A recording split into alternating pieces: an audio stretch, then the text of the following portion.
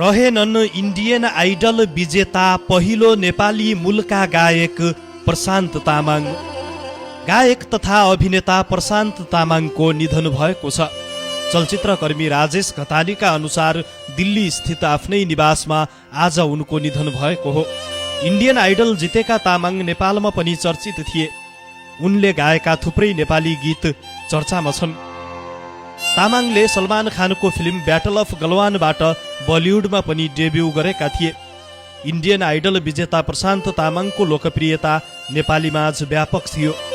Gorkha पल्टनबाट Nepali film career थालेका उनले 9 नेपाली फिल्ममा काम गरेका छन्।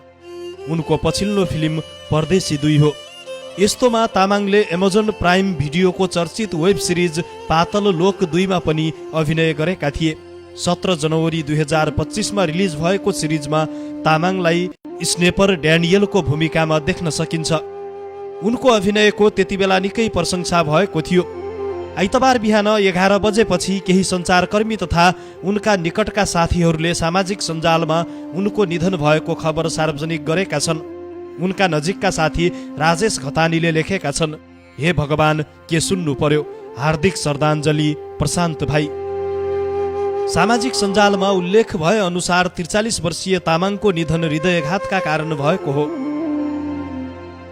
तामाङको भारतको राजधानी स्थित नयाँ दिल्ली स्थित आफ्नै निवासमा हृदयघातका कारण निधन भएको हो। इन्डियन आइडल कार्यक्रममा विजयी हुने प्रथम नेपाली मूलका भारतीय हुन् उनी।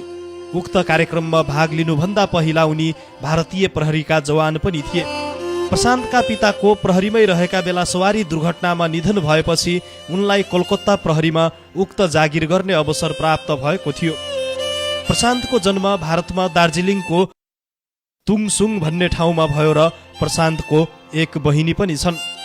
जिन्दगीमा कहिले पनि औपचारिक रूपमा सङ्गीतको शिक्षा हासिल नगरेका प्रशान्तले प्रहरीमा रहँदा गीत गाएर साथीहरूलाई सुनाउने गर्थे।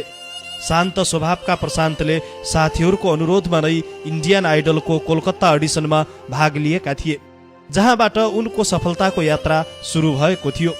उनी भारतमा मात्र नभएर नेपाल लगायत अन्य मुलुकमा पनि उत्तिकै प्रसिद्ध थिए।